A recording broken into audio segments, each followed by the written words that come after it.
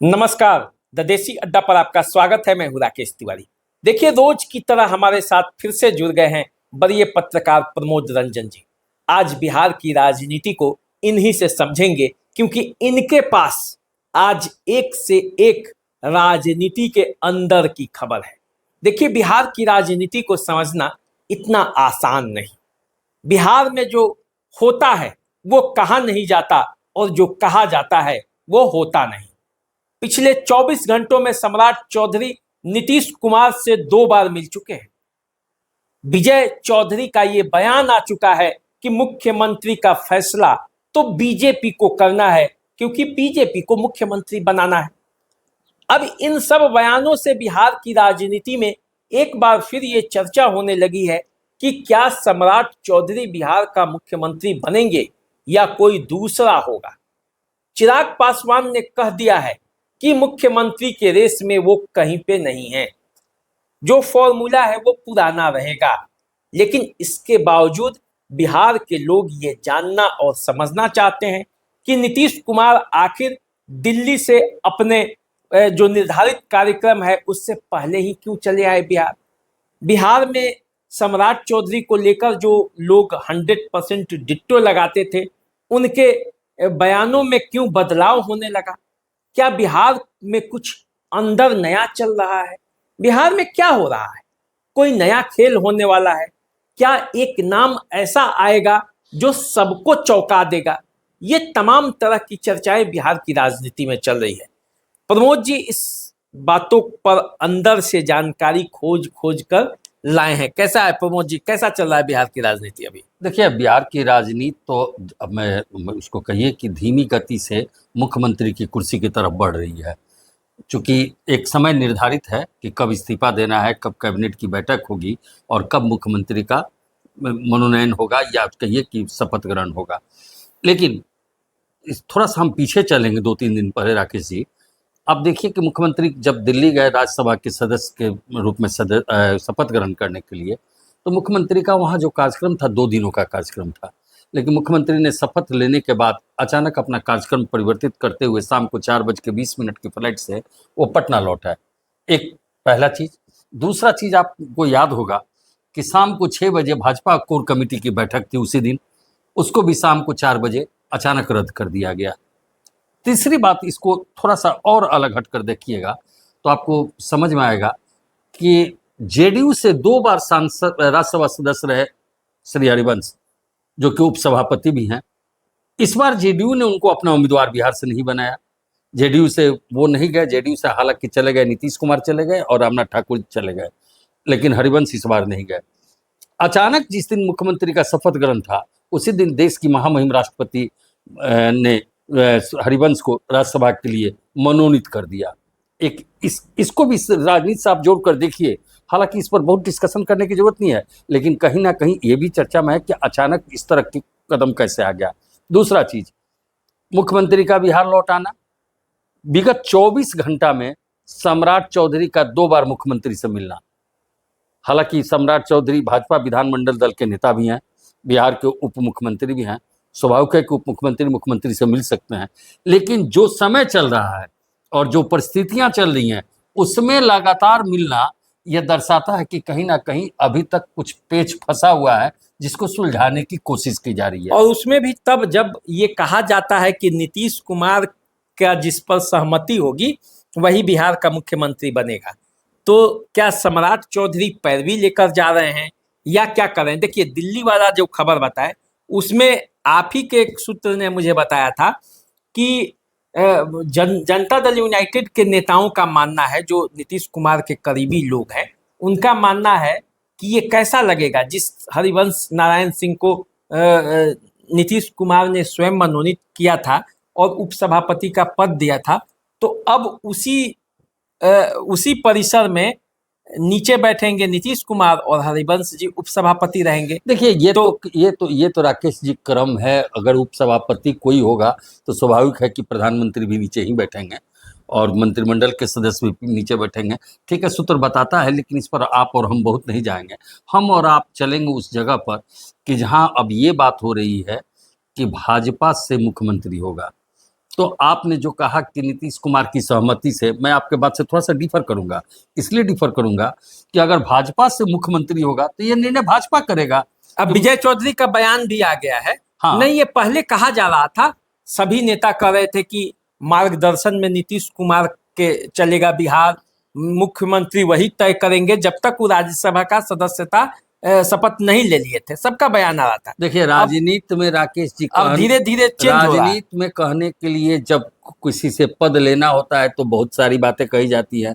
पद मिलने के बाद थोड़ी सी बातों में अंतर होता है, और पद ग्रहण करने के बाद सारी बातें बदल जाती हैं। जो बातें कहेंगे उस पर अभी आप नहीं चलिए, वर्तमान हालात पर चलिए। अगर सब कुछ ठीक ठाक है तो आखिर ये डिक्लेयर क्यों नहीं हो रहा है कि नेता कौन होगा?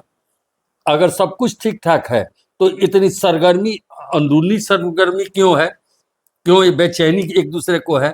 और अगर सब कुछ ठीक है तो भाजपा का जो कोर कमेटी का बैठक था वो अचानक रद्द क्यों कर दिया गया? हालांकि कल रात में भारतीय जनता पार्टी के राष्ट्रीय अध्यक्ष नितिन नवीन और गृह मंत्री अमित शाह जी से मुलाकात हुई है, और 1 घंटे की मुलाकात हुई है। तो मुझे लगता है कि अगर कल रात में ये मुलाकात हुई होगी तो ये निश्चित रूप से बिहार के राजनीति पर ही हुई होगी, क्योंकि अभी ज्वलंत मुद्दा बिहार का राजनीति है।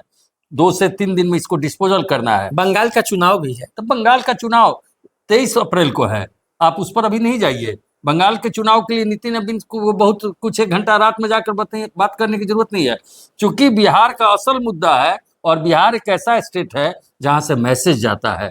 बिहार एक ऐसा लोकतंत्र का जननी भूमि है जहां अगर कोई मुख्यमंत्री बनता है तो उसकी एक अहमियत होती है देश में। तो निश्चित रूप से भारतीय जनता पार्टी को भी इस पर मंथन करने की जरूरत पड़ गई है कि आखिर नेतृत्व किसके हाथ में दें। तो क्या मतलब जो 10 नाम चल रहे हैं उसमें से कोई भी बन सकता है आपके हिसाब से, या कोई और भी नाम आ सकता है जो अचानक से आ जाए, या फिर सम्राट चौधरी पर ही दाव खेलेगी बीजेपी? आप एक मतलब देखिए, हम लोग तो पत्रकार हैं, हम लोगों को न बनाना है न बिगाड़ना है, हम लोग चाह के भी किसी को न बना सकते हैं न ये कर। लेकिन एक राजनीति का जो मैसेज जाता है, जो बीजेपी की जो स्ट्रेटजी रहती है, जो होता आया है, उसको देखकर आपको क्या लगता है? देखिए, नाम जब रेस में कोई रहता है कि कोई पद रहता है कि मुख्यमंत्री कौन बनेगा, तो नाम मीडिया से 5 लोग दूसरों से उछल कर 10 नाम आते हैं, लेकिन हकीकत कुछ और होता है। और इस तरह भी भारतीय जनता पार्टी के बारे में मेरा जो अपना अनुभव है कि भारतीय जनता पार्टी हमेशा चौंकाने वाला निर्णय लेती है, जिस चीज़ की आप उम्मीद नहीं करते होंगे। बहुत सारे स्टेट में आप देखे होंगे, नाम रखने की जरूरत नहीं है, कि जिसकी कहीं दूर दूर तक चर्चा नहीं, वो वहाँ का मुख्यमंत्री बन गया। तो मुझे इसमें कहीं आश्चर्य नहीं होगा कि अचानक कह दिया जाए कि ये फलाना व्यक्ति बिहार का मुख्यमंत्री होगा, और नेतृत्व का जो आदेश होगा वो बिहार भाजपा मानेगी। और मुझे जो लगता है कि एनडीए गठबंधन की बात है, तो गठबंधन को अगर मजबूत रखना है, चलाना है, तो सबको मानना पड़ेगा। लेकिन चर्चा में बहुत सारे नाम हैं। अब तो जनता दल यूनाइटेड की एक धारा निशांत कुमार को भी मुख्यमंत्री बनाने की मांग कर रही है। निश्चित रूप से एक दिन आपने देखा होगा कि एक बैनर लगाया था, जो प्रवक्ता है नीरज कुमार, उन्होंने भी निशांत कुमार के, नीतीश कुमार के बाद निशांत कुमार की बात कही थी उन्होंने। हमको लगता है कि जेडीयू के कई सारे विधायकों ने खुलकर कहा है। मुख्यमंत्री दिल्ली से निकल रहे थे तो उनके निवास पर नारा लगा निशांत कुमार के बारे में कि अगला मुख्यमंत्री कैसा हो, निशांत कुमार जैसा हो। ये सारी बातें हो रही हैं। तो या तो ये स्ट्रेटेजी तैयार किया जा रहा है निशांत कुमार के लिए कि उनको इस तरह से सामने लाया जाए कि लोगों का डिमांड है, या जेडीयू के सही माने में जो लोग हैं वो चाह रहे हैं कि निशांत कुमार आ जाएं। तो अब तो ये निर्णय नीतीश कुमार को लेना है। निशांत कुमार के बारे में निर्णय लेने के लिए मैं बार बार आपसे कल भी कह रहा था कि नीतीश कुमार को इसलिए लेना है कि नीतीश कुमार पार्टी के राष्ट्रीय अध्यक्ष के साथ साथ निशांत कुमार के पिता भी हैं। तो बेटे का राजनीतिक भविष्य तय करना एक पिता के रूप में उनका भी धर्म है, और पार्टी के राष्ट्रीय अध्यक्ष के रूप में उनका यह सोचना कि निशांत कितने पार्टी के लिए कारगर होंगे, यह उनका हक है। इसलिए डिसीजन उन्हीं को लेना है। तो मतलब कुल मिलाकर देखा जाए तो बिहार में अभी मुख्यमंत्री का जो पद है उस पर कौन होगा, ये असमंजस की स्थिति है। निश्चित रूप से राकेश जी, इसको दिमाग में रखे रहिए कि जब तक मुख्यमंत्री नीतीश कुमार इस्तीफा नहीं देते हैं और एनडीए विधायक दल की एक दिन पहले बैठक नहीं हो जाती है, तब तक रेस में 12, 11, 10 नाम दौड़ते रहेंगे, चर्चाएं होती रहेंगी और लोग आएंगे जाएंगे और कहा जाएगा कि आज फलाने की चर्चा हो गई है, आज फलाने ने मिलकर अमित शाह से मुलाकात की है, आज फलाने की राष्ट्रीय अध्यक्ष से मुलाकात हुई है। लेकिन इन चर्चाओं से कुछ आगे पीछे सोचने की जरूरत नहीं। ये फाइनल है कि शीर्ष नेतृत्व बीजेपी का जो फाइनल करेगा वही बिहार का मुख्यमंत्री होगा।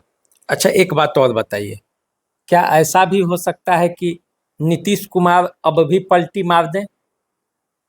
देखिए, जिस दौर में ये समय चला गया है, राजनीति का समय चला गया, नीतीश कुमार का विधान परिषद से इस्तीफा दे देना, नीतीश कुमार का राज्यसभा की सदस्यता ग्रहण कर लेना और मुख्यमंत्री आवास को भी खाली कर देना, मुझे नहीं लगता है कि अब नीतीश कुमार इसमें पलटी मारेंगे।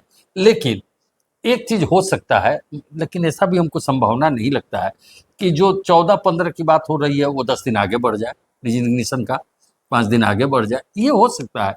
लेकिन पलटी मारने की कहीं गुंजाइश नहीं रह गई है, हमको नहीं लगता है कि और नीतीश कुमार अब ऐसा करेंगे भी नहीं, जहां तक मुझे विश्वास है। जनता दल यूनाइटेड के कुछ सूत्र हमें बता रहे हैं कि जनता दल यूनाइटेड का कहना है कि जिस दिन बीजेपी अपना मुख्यमंत्री तय कर लेगी उसी दिन मतलब सत्ता हस्तांतरित हो जाएगा। तो अभी तक क्या बीजेपी अपना मुख्यमंत्री तय नहीं कर पाई है? क्या आपको क्या लगता है? नहीं, अभी अभी कोई नाम फाइनल नहीं है। ये हो सकता है कि जो भारतीय जनता पार्टी के शीर्ष नेतृत्व के पास नाम फाइनल हो गया हो, लेकिन अभी वो आया नहीं है लोगों के सामने, और ना कोई एमपी एमएलए इस बात की पुष्टि कर रहा है कि फलाना आदमी ही बिहार का मुख्यमंत्री होगा।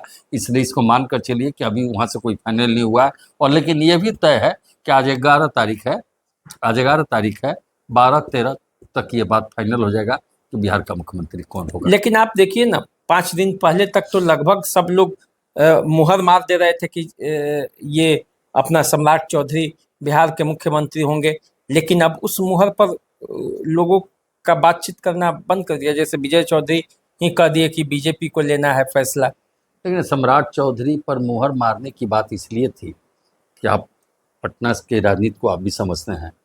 सम्राट चौधरी भारतीय जनता पार्टी विधानमंडल दल के नेता हैं और उसके बाद बिहार के उप मुख्यमंत्री हैं, और बीच में जो एक्टिविटीज नीतीश कुमार की थी सम्राट चौधरी के साथ, जिस तरह से उनको आगे कर रहे थे कि अब इन्हीं को देखना है, अब इन्हीं को देखना है, जो कर रहे थे, तो कयास लोगों ने लगाना शुरू कर दिया कि नीतीश कुमार चाहते हैं कि सम्राट चौधरी ही बिहार के मुख्यमंत्री हैं। और बीजेपी उनको आगे बढ़ा ही रही। बीजेपी आगे बढ़ा रही थी और विधानमंडल दल के नेता हैं। लेकिन जो जिस गति से उनका नाम चल रहा था उसमें थोड़ा सा ठहराव जरूर आया है, और अब कई नामें आ रही हैं सामने। उसमें अब कितना नाम गिनाया जाए, 10-11 नामों की चर्चा है, लेकिन फाइनल शीर्ष नेतृत्व ही करेगा। ये कोई नहीं समझ सकता है कि भाजपा कब क्या निर्णय लेगी। तो कहने का मतलब ये है कि बिहार के मुख्यमंत्री की कुर्सी पर सम्राट चौधरी भी बैठ सकते हैं, या यूं भी कहे तो अभी भी वो रेस में आगे ही हैं सबसे, लेकिन फिर भी कई तरह की कयासें चल रही हैं। मुख्यमंत्री के नाम पर अभी भी असमंजस है। पटना से लेकर दिल्ली तक बैठकों का दौर जारी है। टेलीफोन की घंटी कभी पटना से दिल्ली घनघनाती है तो कभी दिल्ली से पटना घनघना रही है। नेता एक दूसरे से मिल रहे हैं। बड़े नेता नीतीश कुमार के जो संपर्क में हैं वो लगातार बैठक कर रहे हैं। संजय झा, विजय चौधरी भी आज सुबह में मिले, उसके बाद सम्राट चौधरी भी मिले। सब लोग लगातार मुख्यमंत्री के संपर्क में है। कैसे बिहार में जो सत्ता का हस्तांतरण होना है उसके लिए क्या रणनीति होगी, उस सब पर विचार किया जा रहा है। मंत्रियों की सूची भी फाइनल की जा रही है, जनता दल यूनाइटेड में भी और बीजेपी में भी। तो अब देखिए, पूरी तरह से राजनीतिक तापमान बढ़ा हुआ है। हम आपको और भी जो गतिविधि होगी उसके बारे में बताते रहेंगे। और भी कुछ करना है क्या आपको? नहीं, अंत में मैं एक दुखद समाचार है, उस पर भी हम श्रद्धांजलि अपने तरफ से देते हैं। मशहूर गायिका आशा भोसले का आज निधन हो गया है। थोड़ी देर पहले पद्मश्री से सम्मानित थी और उन्होंने जो इतिहास रचा संगीत के क्षेत्र में, वो जानी मानी गायिका थी, लता मंगेशकर की बहन थी, और उन्होंने करीब करीब 12,000 से ऊपर गानों को गाया है, कई भाषाओं में गाया है। आज उनका निधन हो गया है। हम अपने इस स्टूडियो के तरफ से उनको विनम्र श्रद्धांजलि निश्च- अर्पित करते हैं। निश्चित रूप से आशा दी के गाने सुनने वाले लाखों नहीं बल्कि करोड़ों में थे, दिलों में वो बसी हुई थी, तो वो दिल में बसी रहेंगी, भले ही वो सशरीर नहीं है, लेकिन लोगों के दिलों पर वो आगे भी राज करती रहेंगी। तो चलिए, हमें दीजिए इजाजत। चैनल को सब्सक्राइब कर लीजिए, फेसबुक इंस्टाग्राम पे हमें फॉलो कर लीजिए, वीडियो को शेयर भी कर दीजिए और लाइक भी कर दीजिए। नमस्कार। नमस्कार।